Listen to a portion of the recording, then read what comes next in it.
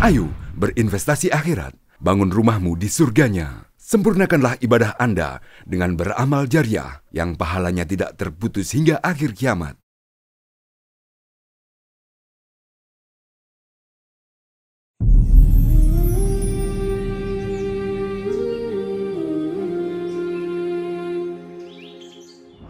Assalamualaikum warahmatullahi wabarakatuh. Assalamualaikum warahmatullahi wabarakatuh.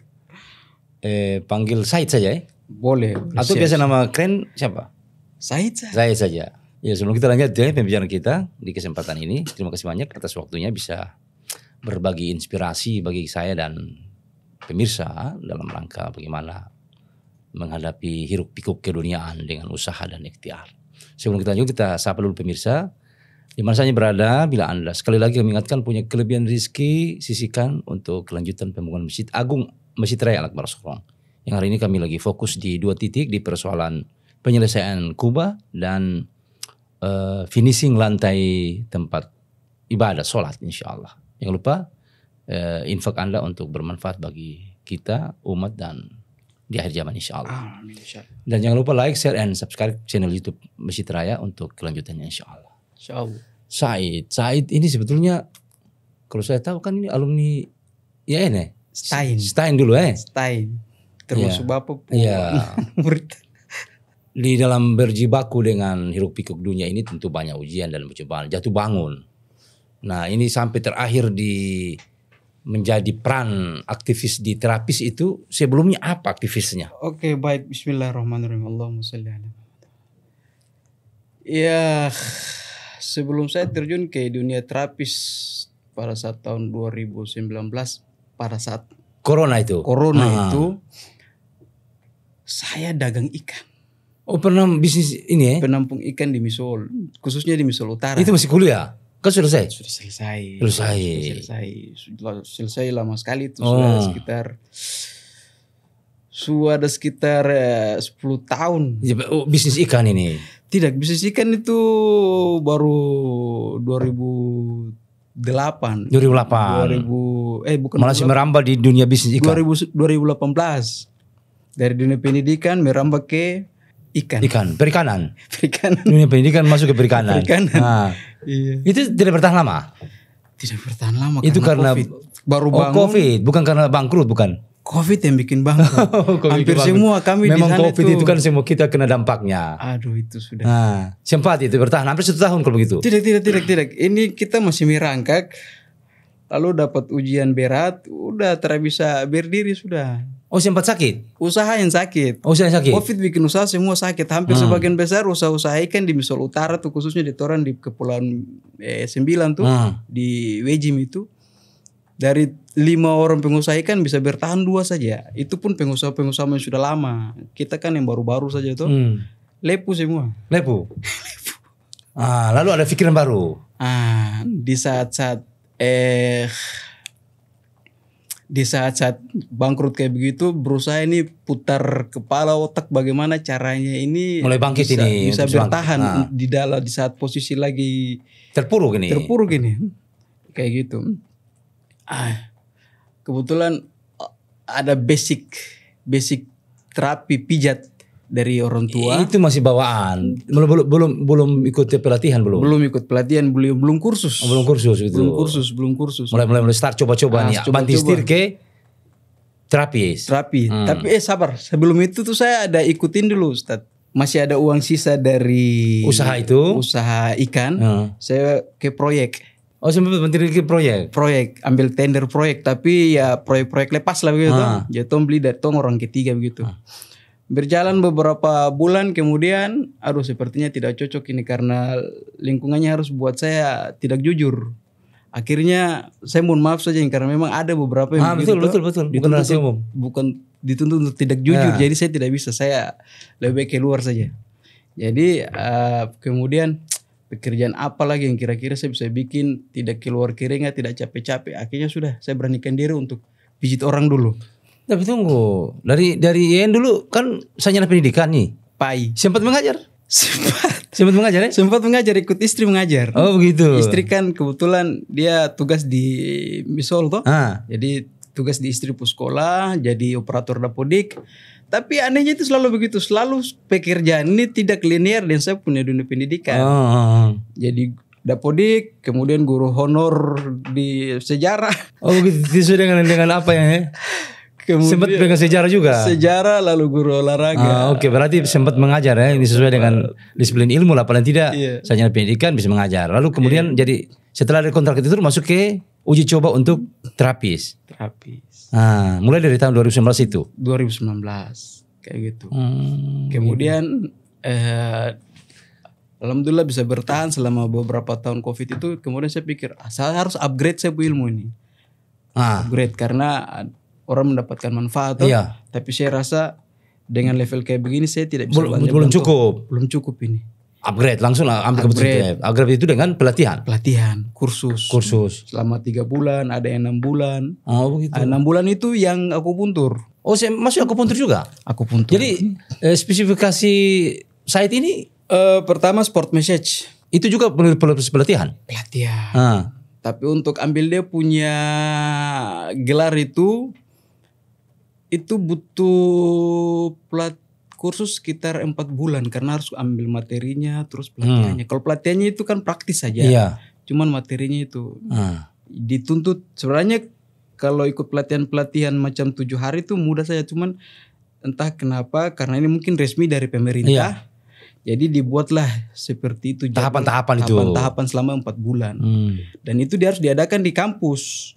Bukan sebuah lembaga-lembaga non formal. Ini lalu sempat ikut? Saya kebetulan pada saat itu kayak pelatihan pada saat Covid. Jadi rata-rata semua itu online. Ada kemudahan alhamdulillah dan dimengerti oleh Pak Prof toh. Kebetulan kenalan dengan Pak Prof itu juga dari rekomendasi dari teman dokter. Teman dokter punya kenalan itu. Itu Pak yang spesifikasi siapa tadi? Akupuntur. Itu 4 bulan. Sport massage terus herbal. Jadi selama 6 bulan itu kita timba beberapa ilmu sekaligus. Bukan satu ilmu saja. Jadi situ ada herbal, sport massage, akupuntur, bekam medis. Bekam medis, kemudian fasdu. Jadi saya lebih fokus ke situ. Begitu. Tapi kita sebelum kita lanjut ini. Saya sebetulnya dari mana aslinya? Aslinya itu Bapak Bugis Maros. Muhammad Tidore asli. Bukan asli juga karena fam tak campur. Tapi kemudian besarnya di Misol? Tidak, besar Sorong. Besar Sorong. Lalu di Misol itu? Ikut istri. Begitu. Istri tercinta. Begitu. Sempat di Misol itu karena ikut istri. Tapi asli semua berjibaku di Sorong. Iya di Sorong. Dari tahun 90 sampai yang ada ini. Pernah waktu datang di Sorong dari tahun 90. Untuk dapat mengembangkan ilmu itu yang tadi sudah ikut pelatihan segala macam itu. Tentu ini kan di lapangan menghadapi banyak orang yang berbeda-beda. Orang bagaimana perasaan? Ada orang yang punya permintaan begini begitu bagaimana? Iya, yang pertama kali sebelum saya melakukan tindakan terapi itu kita diagnosis dulu toh. Kita diagnosis baik itu diagnosis fisik maupun psikis. Kadang kita kalau fisik kan kita gampang lah bisa lihat. Secara tapi fisik dari jiwa kasat mata, kemudian dari kita lakukan beberapa pemeriksaan yang biasa dilakukan oleh pihak medis toh, berupa tensi, berupa palpasi ini mereka punya nadi dan lain-lain. Cuman psikis kita harus lewat dialog. Karena ada beberapa orang yang sebenarnya itu sakit psikis tapi mereka kira mereka itu sakit psikis tapi mereka kira itu fisik. Kayak gitu. Umpama kasus kemarin ini. Kasus kemarin ada klien usia sekitar 54 tahun datang ke rumah ada masalah seputaran mohon maaf ejakulasi dini. Setelah saya lakukan beberapa pemeriksaan fisik, beliau tidak ada keluhan secara fisik. Kemudian saya ajak dialog. Dialog, kemudian saya sudah bisa simpulkan bahwa sebenarnya Bapak ini kita tidak perlu lakukan tindakan terapi fisik, tapi lebih kepada psikis. Bapak orangnya mudah panik, buru-buru, terus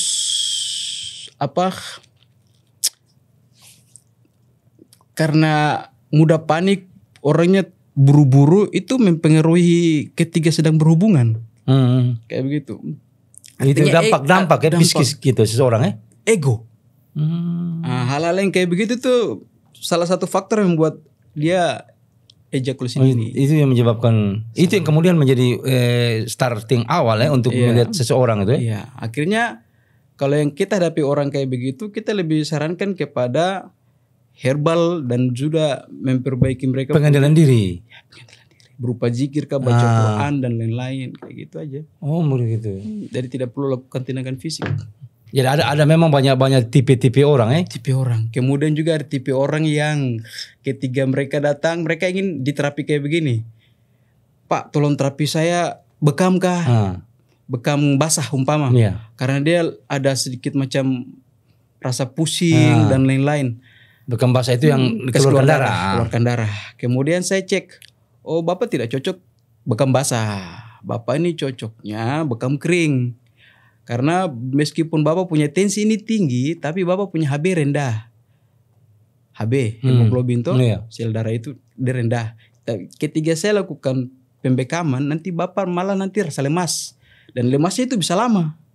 Bisa sampai 3 hari, 5 hari bahkan. Ada dalam beberapa kasus 1 minggu. Oh jadi memang harus terapis juga harus dari sisi itu dia memperhitungkan seseorang ya. Iya, untuk mengetahui hal-hal kayak begitu kita harus memang timba ilmu dari dunia medis.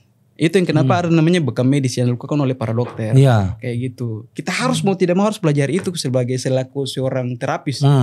Karena untuk mendiagnosa penyakit. Jangan sembarang juga Iya, enggak bisa. Kita ibarat mobil. Iya, kita tidak ibarat mobil, mesin bagus tapi tidak ada rem, main tabrak aja kan kasihan gitu. Akhirnya ruginya di klien sendiri. Iya. Artinya jangan rusak tanpa lain, bikin perbaiki tanpa lain Iya, dia sakit lain orang sudah. Yang penting datang dia mau terapi sudah saya hantam saja begitu. Iya, kasihan. Itu juga ada kode etik ya? Ada kode etik berlaku sebagaimana sabda Nabi itu. Jangan lakukan sesuatu tanpa ilmu. Kayak begitu. Itu masalah itu. Masalah. Ada beberapa kasus orang, mohon maaf saja nih, selesai bekam kena stroke. Oh, ada juga begitu? Itu mungkin tidak melalui tahapan-tahapan. Tidak melalui tahapan. Pertama harus diagnosa. Mendiagnosa ini orang ini sebenarnya apa yang dia derita. Iya. Itu diagnosa itu bisa berupa tadi pertanyaan, kemudian pemeriksaan fisik. Iya. Ada riwayat sakit apa saja. Ya, jadi ketika orang datang langsung kita terapi langsung. Ada tahapannya kayak gitu. Jadi alhamdulillah selama ini orang masih percaya saya untuk menerapkan. Dari 2019 itu sampai sekarang. Berkembang itu. Mengembangkan. Oh, Masya Allah. Cuman ya karena kami mulainya dari nol toh. Iya. Jadi masih itu yang dari nol tuh terapis juga bukan pom bensin. Biasanya kan mulai dari nol ya. Itu pom bensin. Terapis juga ya. Iya, terapis juga mulai dari nol. Oke. Karena mulai dari nol maka memang masih bertahap maju-maju. Kadang sewa rumah, sewa ruko, jadi masih pindah-pindah gitu. Belum ada tempat yang tepat. Sekarang ini tempatnya masih disewa di Aimas. Ini rata-rata dengan hasil terapis atau bekam dan pengherbal itu? Awalnya itu saya seikhlasnya saja kepada klien, seikhlasnya. Kemudian berjalan waktu, ada saran dari beberapa teman yang terapis dan juga teman dokter. Sarankan Pak Said, yang ilmu yang Pak Said dapatkan ini kan lewat jalur pendidikan yang dituntut, yang ada iurannya, ada bayarannya. Alangkah baiknya Pak Said tentukan budgetnya. Nah, berjalan waktu saya rasa tidak nyaman juga. Kan yang saya hadapi orang ini kan dari berbagai macam, beda-beda. Latar belakang. Iya, ada yang mampu, ada yang orang sakit yang mampu, ada orang sakit yang tidak mampu. Karena padahal mereka semua butuh sehat. Kalau saya terapkan model begini, meskipun tarifnya tidak terlalu tinggi untuk standar Kota Sorong dan beberapa tarif yang saya bandingkan dengan beberapa terapis yang lain kan. Iya. Meskipun harganya standar. Cuman kan yang saya hadapi orang ini kan orang menengah ke bawah, kadang ke atas juga. Tapi yang permasalahan kan ke bawah ini. Orang-orang mereka ingin sehat juga. Betul. Ketika mereka tanya harga, jadi berat. Akhirnya saya ambil inisiatif. Alhamdulillah di tahun ini, awal tahun ini saya sudah tiadakan harga lagi. Oh begitu. Jadi saya ikhlasin saja kayak gitu. Memang pekerjaan ini tidak menjamin kita kaya, tapi insya Allah nanti adalah balasan jariahnya, Masya Allah. Jariahnya, doa-doanya orang yang merasa terbantu. Betul. Saya rasa saya butuh itu saja. Kalau di testimoni misalnya ada pasien-pasien, ada konsumer yang sudah sering datang itu, bagaimana mereka merasa? Untuk testimoni yang sudah pernah terapi ke saya, mungkin saya bisa tanya ke Bapak Ustadz sendiri. Karena pernah datang dengan frozen shoulder. Alhamdulillah. Benar. Jadi bagaimana pada saat itu Pak? Sekali terapi. Masya Allah. Luar biasa memang. Sekali terapi saja tuh. Iya, alhamdulillah. Jadi kalau pengalaman terapi, kalau orang-orang level up, alhamdulillah saya sudah pernah terapi Pak Kasat. Pak Kasat, Pak Dudung. Itu hari jam 11 malam itu, jam 11 malam di Hotel Aston. Kemudian saya diminta juga untuk terapi Panglima, tapi karena berhubung terlalu malam, saya terlalu capek, saya cancel untuk Panglimanya. Pak Kasat saja. Kemudian ada beberapa anggota DPR juga. DPR, bukan DPRD. Oh, pas kunjungan ke Sorong. Kunjungan ke Sorong. Saya dapat itu juga dari mereka punya ADC atau yang pernah saya terapi kan. Iya. Nah, kayak gitu. Terus ada dia merekomendasikan. Ya sama seperti saya kan pernah merekomendasikan tamu-tamu. Tamu yang dari MUI pusat kayak gitu. Kalau untuk pejabat-pejabat konsultan lebih banyak kepada pejabat-pejabat militer sih Pak. Pejabat-pejabat militer untuk di Kota Sorong seperti Pak Dan Ramil. Itu orang mungkin karena orang-orang di lapangan semua kan. Iya. Capek-capek itu ya. Iya. Nah, pernah berhubungan dengan pasien yang mungkin ribet begitu? Atau banyak? Bukan satu? Gini. Otomatis ketika kita berhubungan dengan klien-klien yang kelas bawah, hal-hal gitu pasti terjadi. Oh begitu ya? Ribet bukan main. Ribet. Mereka pengen ini, kita bilang tidak boleh, harus ini. Kemudian apa ya? Kadang tidak mau mengikuti SOP. Kan ada umpama kalau macam pasien saraf terjepit. Ya. Saraf terjepit banyak saraf terjepit. Banyak. Ketika selesai di terapi, saya sarankan mereka untuk selama 1 bulan itu untuk amannya itu. Tidak boleh lakukan angkat berat. Iya. Tidak boleh duduk lama lakukan beraktivitas yang berat-berat. Tidak boleh duduk lama tidak boleh duduk dalam jangka waktu lama atau berkendaraan jauh. Kadang yang tidak patuh di situ. Iya. Itu akhirnya memang dia masih macam kembali lagi. Kambuh lagi. Iya kayak gitu. Terus pasien-pasien yang skoliosis yang tulang belakangnya bengkok kan ya kayak OVS gitu kan. Tidak mau ikut terapi mandiri. Misalnya terapi mandiri itu gimana? Latihan di rumah, berenang, angkat beban, gerakan fisioterapi dan lain-lain kayak gitu. Itu harus itu ya? Itu harus. Untuk tulang-tulang dan otot kayak gitu. Kami kan di tempat terapi itu kan kami hanya melakukan peregangan, pengelenduran otot, kemudian mereposisi tulang dan otot kembali. Nah setelah itu ketika pulang ke rumah, kalian yang bersangkutan harus menjaga. Ya harus menjaga kayak gitu. Jangan sampai dia pulang dia terjaga, baru kasih salah orang. Terapi betul. Padahal dia pada saat selesai terapi dia rasa sembuh dan memang sudah lurus. Pada saat pulang tidak lakukan penjagaan perawatan itu. Terutama pada saat posisi duduk, posisi tidur itu harus dijaga juga. Berat sih kalau penyakit berat itu banyak pantangan. Ya, banyak. Ini seperti bekam dan fasdu. Bekam fasdu. Itu kan di sebagian mengatakan itu amalan sunnah. Kalau ini difahami oleh Said bagaimana itu? Betul, itu amalan sunnah. Terutama bekam. Bekam yang basah itu. Basah. Itu amalan sunnah. Itu banyak orang lakukan ya? Iya. Biasanya kalau normal untuk ke orang dewasa bagusnya bagaimana tuh? Jadi begini, ketika kita mengatakan amalan sunnah dan sunnahnya 1 bulan 1 kali, sabar dulu. Sunnahnya 1 bulan 1 kali kalau pola hidup kita seperti pola hidup Nabi. Iya. Tidak makan yang sembarangan, puasa dijaga, olahraga dan lain-lain. Tapi kalau kita tidak lakukan pola gaya hidup Nabi, baru bekam sebulan sekali, itu salah. Itu salah total itu. Lebih dari 1 bulan 1 kali, lebih dari itu. Harus 1 bulan 1 kali itu minimal. Apalagi aktivis ya yang biasanya cuma di tempat depan komputer. Ya, jadi selama 1 bulan itu harus minimal 2 kali. Minimal 2 kali. Kayak gitu. Nggak boleh 1 bulan 1 kali. Nggak boleh. Harus lebih dari itu. Begitu. Kalau fasdu sendiri? SOP untuk melakukan fasdu dan bekam sama. Kayak gitu. Cuman kalau fasdu kita lewat jalur vena aja. Kayak gitu. Saya lebih pakai metode Arab sih. Kayak gitu. Kalau metode India itu biasanya mereka sayat dari otot-otot. Bukan pada pembuluh darahnya. Oh, ada beda-beda. Sebenarnya beda-beda. Beda. Kayak gitu beda. Kalau model Arab lain, model India lain. Iya, kayak gitu. Arab lebih kepada pembuluh nadi, kayak gini nadi. Vena itu. Tapi saya lihat di fasdu itu banyak titik atau bagaimana? Titik banyak titik tergantung keluhan. Kalau keluhannya di bawah pusar, kita ambil di kaki. Kalau keluhannya di atas pusar, ambil di sini. Saya lihat ada orang yang ditesta. Itu sakit kepala. Oh, sakit kepala. Kepala. Itu bisa juga? Bisa pakai semacam gancuk ke apa itu, atau bisa juga pakai jarum, atau bisa juga pakai silet. Itu pelatihan juga tuh, ada ilmu sendiri? Semuanya didapatkan pada 6 bulan itu. Kayak gitu. Alhamdulillah, lalu upgrade, ada grup kan? Iya. Selalu sharing. Iya, ya, pengalaman begini, pengalaman begitu. Ya, terjadi pembicaraan lokal dalam grup, solusinya begini.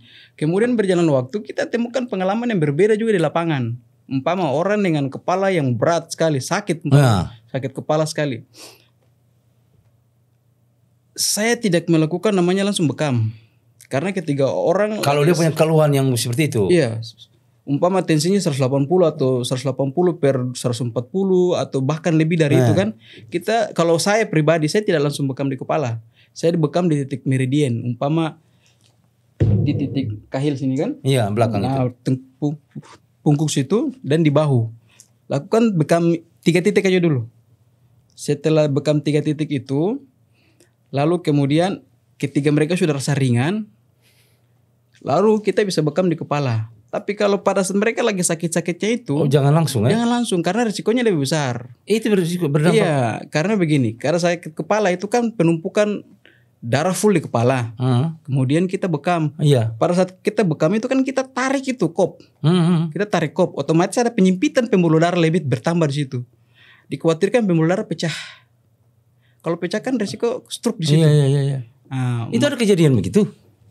Pernah. Iya, itu kita belajar dari pengalaman orang lain. Iya. Gitu. Akhirnya kita tidak berani lakukan hal kayak begitu. Memang harus SP-nya jelas ya? Jelas Pak, kayak gitu. Makanya Nabi bilang lakukan sesuatu dengan ilmu. Tanpa ilmu bisa tabrak kiri kanan. Jadi memang kelihatannya simpel. Cara terapannya memang simpel, tapi sebelum menerapkan kita harus tahu dia punya SOP dulu, tahu dia aturan. Wah, ini pengalaman ini juga pemirsa, artinya kita juga perlu waspada, artinya hati-hati ya. Kita yang klien konsumen ini mau ke sana, pasien ini mau ke sana terapi, kita harus jelaskan kepada terapisnya. Saya begini ya, harus jelaskan ya. Tidak bisa langsung. Ya bisa, saya langsung mau bekamin di kepala lagi. Iya, kadang ada beberapa orang juga yang datang, ketika pasien datang, anggapan pasien datang ini menurut saya, ini uang datang. Uang datang, so pokoknya tangani saja. Saya tidak seperti itu kasihan. Kayak macam pasien kemarin, datang kan cuma konsultasi aja. Kalau macam saya mau ambil uang dari dia, bisa saja saya kan. Pokoknya cara macam tuh. Iya, bisa saja 1 kali terapi untuk kejantanan 500.000. Iya kan? Iya. Lakukan. Nanti balik lagi seminggu lagi. Begitu ya? Saya dapatkan uang haram sebenarnya. Benar. Jadi ada pikiran dakwah, ada pikiran agama di situ ya, bagaimana memberikan pelajaran kepada orang dengan mengerti betul. Jadi bukan sekedar kita mencari keuntungan dari itu saja ya. Masya Allah, ini luar biasa ini. Ya, alhamdulillah karena punya background dari background dari bimbingan Pak Ustadz di kampus. Itu penting tuh. Jadi kita usaha tapi dengan berdasarkan agama, ada aturan-aturan yang perlu dipegang. Harus punya dasar agama kuat. Jangan menghalalkan segala macam cara ya. Iya, kasihan. Ini kebetulan ini. Pasien apalagi ini orang kaya ini. Orang kaya kasihan. Jadi jangan ada hidup sesudah mati. Betul ada hidup sesudah mati. Dan ada mati sudah hidup juga. Kalau teman-teman yang atau pasien klien yang dihadapi itu kan memang bervariasi, orang banyak dengan keluhan yang berbeda-beda, dengan terapi yang berbeda-beda. Nah, kalau ada yang berkali-kali balik lagi karena senang? Iya, bukan berkali-kali balik karena senang.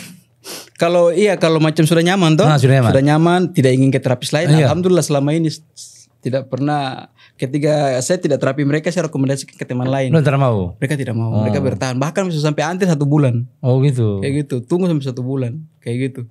Kayak macam bulan 12 kemarin ini kan saya off. Tidak terapi sama sekali. Karena saya sempat ada sakit kan. Masuk rumah sakit. Kemudian keluar saya buat postingan bahwa saya tidak ada pelayanan selama 1 bulan. Nah, setelah tahun baru saya buat postingan. Buka lagi. Nah, hari itu saya tidak bisa tangani semua karena mereka ini tuh. Iya. Ya hari itu tuh saya kemampuan saya cuma bisa tangani 5-7 orang aja, enggak bisa lebih. Paling tinggi itu. Nanti kalau mau besok. Artinya terapi juga manusia tuh. Perlu istirahat juga, perlu. Apalagi sportmanship ya Allahumma sholli wa sallim. Itu perlu tenaga ya. Teman saya di Palembang, terus di Palembang, Jakarta, Riau, Untuk sport massage full body itu mereka tarifnya 500 sampai 400 ribu. Saya di Sorong ini full terapi full body terapi sport massage itu hanya 250 ribu. Pertimbangannya? Pertamanya tadi itu di awal orang-orang yang tidak mampu, yang ingin sembuh juga. Sedangkan yang paling terkenal di Indonesia ini sport massage dari Arif Setiawan. Beliau itu angkatan pertama, kita ini angkatan kelima dari di Malang gitu kan, di Semarang. Jadi beliau sekali sport massage satu body aja taruh itu di atas ratusan ribu. Sedangkan saya untuk satu umpama masalah di bagian frozen shoulder aja itu 150 aja. Itu pun tidak hanya patokan kayak begitu, kalau mampu, kalau tidak ya terserah. Luar biasa, Masya Allah. Gitu. Ada pertimbangan sisi kemanusiaan sosial ya. Iya, ada juga beberapa ketemu orang yang ketika selesai terapi mereka sembah-sembah gitu. Maksudnya terima kasih. Terima kasih banyak, bersyukur ya. Iya, dia merasa begitu pelayanan bagus, ada kemudahan-kemudahan. Iya, kemudahan-kemudahan tuh. Masya Allah, ini sisi yang penting nih. Pemirsa, artinya kita usaha memang perlu ikhtiar untuk ke dunia. Nah, ada punya pikiran tidak ke depan bagaimana? Karena saya melihat kalau di terapis itu ada dia punya pembantu. Tapi saya lihat ini seperti begini. Profesi sebagai seorang terapis ini pilihan. Ada beberapa orang juga yang teman-teman yang saya ingin ajari mereka, wariskan mereka. Saya buat pelatihan tanpa bayaran lah, saya kasih artinya ingin jariahkan ilmu saya toh. Ya apa yang saya bisa, mentransferkan ilmu ini. Transfer ilmu. Pertama mereka tolak karena faktor fisik, mereka tidak mampu, mereka tidak kuat. Kemudian faktor gengsi dan lain-lain. Padahal kalau kita lihat di luar sana, jangan kan di luar, di Sulawesi atau beberapa di luar kota Sorong, itu kan banyak suster, mantri yang ikut jasa terapi bekam, sport massage dan lain-lain. Di fisioterapi itu kan pendidikan yang formal itu mereka juga belajar tentang sport terapi. Iya. Sport massage, belajar tentang chiropraktik, kretek dan lain-lain. Kalau saya melihat memang dunia medis sudah merambah ke dunia ini lagi. Kenapa kita bisa, maksudnya yang dari dunia medis sendiri, kenapa tidak mau? Iya betul. Kayak begitu. Padahal ada beberapa teman dokter sendiri nih yang turun ke akupuntur, turun ke sport massage, seperti dokter Ruhin, teman saya spesialis saraf. Dia belajar akupuntur. Harus memahami ilmu itu juga. Iya, karena saraf toh. Seperti Ibu Dokter Lili di Rumah Sakit Selebe Solo. Alhamdulillah saya terapi dia dan suaminya. Kayak begitu. Mereka tuh tertarik dengan terapi-terapi kayak begini lah. Kenapa yang di dunia medis sendiri ini kenapa tidak tertarik? Kenapa gengsi? Kayak gitu. Ada beberapa teman saya begitu gengsi. Dikiranya kita macam ya kelas yang jasa pekerjaan. Kalau saya lihat terapi-terapi yang modern di media sosial itu luar biasa. Mereka itu orang-orang pintar itu. Orang pintar semua itu ada sekolahnya itu Pak. Arif Setiawan itu master loh. Orang pintar master itu. Dia dosen. Kayak begitu. Nah sekarang yang lagi tren itu apa namanya? Kretek itu bagaimana tuh? Itu pekerjaan simpel saja, itu ada pendidikan dasarnya. Kemudian ada yang pro-nya kayak gitu. Yang dasar itu yang seperti macam saya biasa lakukan. Iya. Kretek full body dari kaki sampai leher kayak gitu. Pernah ikut itu juga? Selama 6 bulan itu Pak. Gitu. Kayak gitu. Jadi memang maharnya mahal juga. Oh begitu, itu ada maharnya mahal. Itu kalau kita ambil paket komplit maharnya luar biasa. Itu juga perlu kehati-hatian ya. Memang harus punya ilmu sendiri ya. Pertama diagnosis. Kita enggak boleh pasien datang langsung kita kretek. Pokoknya semua itu memang SOP-nya harus begini. SOP-nya harus diberlakukan. Kadang SOP-nya kita yang buat sendiri karena berdasarkan pengalaman yang ada kan. Oh, enggak boleh harus begini dulu. Kayak gitu. Karena SOP yang orang terapkan SOP itu berdasarkan pengalaman kan. Pengalaman. Kemudian SOP-nya saya tambahkan secara pribadi. Wah harus ditambahkan begini. Umpama pasien kretek. Mereka ingin kretek aja. Bang tolong kretek saya tulang belakang kah? Tulang belakang saya sakit ini. Saya bilang tidak bisa seperti itu. Tidak serta-merta ya? Tidak bisa seperti itu. Kalau kau model datang tulang belakang kayak begini, baru kau berbangun atau ada begini, kita harus lakukan pelenturan dulu otot, lihat pijatan dan lain-lain kayak gitu. Kemudian perenggangan lewat stretching, iya kan? Kayak baru kemudian kita lakukan kretek itu tahap akhir, nggak bisa langsung kita main tarik aja. Iya. Mungkin ada pelajari sejarah. Kalau misalnya kalau bekam, fatsu itu dari sejarah dari Nabi Musa. Kalau yang lain-lain fatsu dan kretek dan itu ada sejarahnya dari Italia. Oh begitu ya? Iya, orang Italia. Dokter di Italia, dari Italia duluan. Kalau akupuntur kalau orang tahu itu dari Cina. Dari Cina. Dulu itu masih pakai jarum. Apa tuh? Tulang ikan. Oh gitu awal-awalnya? Awal-awal. Terus pakai duri-duri dari pohon kayak gitu kan. Tapi tidak bukan duri-durian, bukan ya? Kalau durian kan besar tuh. Iya. Oh gitu. Berarti ini kombinasi semua dipelajari nih, kombinasi.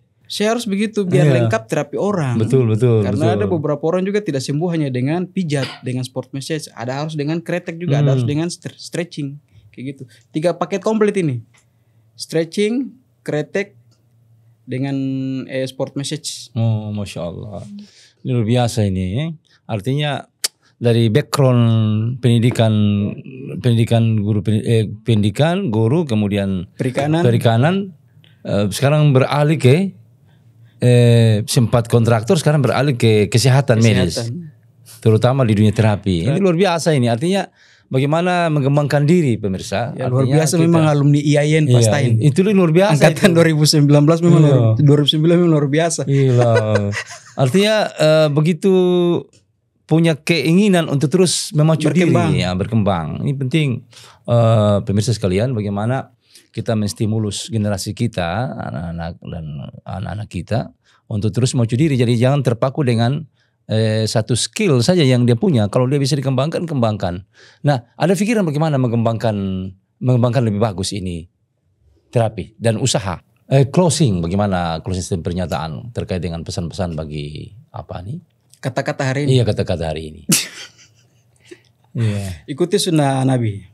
Pola hidup Nabi ikuti. Kayak begitu. Kata kuncinya itu. Kata kuncinya ikuti pola hidup Nabi, itu saja. Selesai masalah. Tidak ada lagi.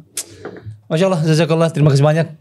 Tanpa terasa waktu kita berjalan begitu cepat, dan manfaat yang saya dapat, dan mudah-mudahan pemirsa bisa ambil pelajaran dari pertemuan kita ini untuk menjaga kesehatan dan menjadi pemicu berusaha untuk meningkatkan usaha kita bersama, insya Allah. Terima kasih banyak atas waktunya. Jazakallah khairan jazak. Assalamualaikum warahmatullahi wabarakatuh. Ayo dukung media dakwah Masjid Agung Al-Akbar dengan ikut berdonasi pengadaan alat multimedia dan operasional dakwah. Usia boleh terputus, pahala jariah mengalir terus.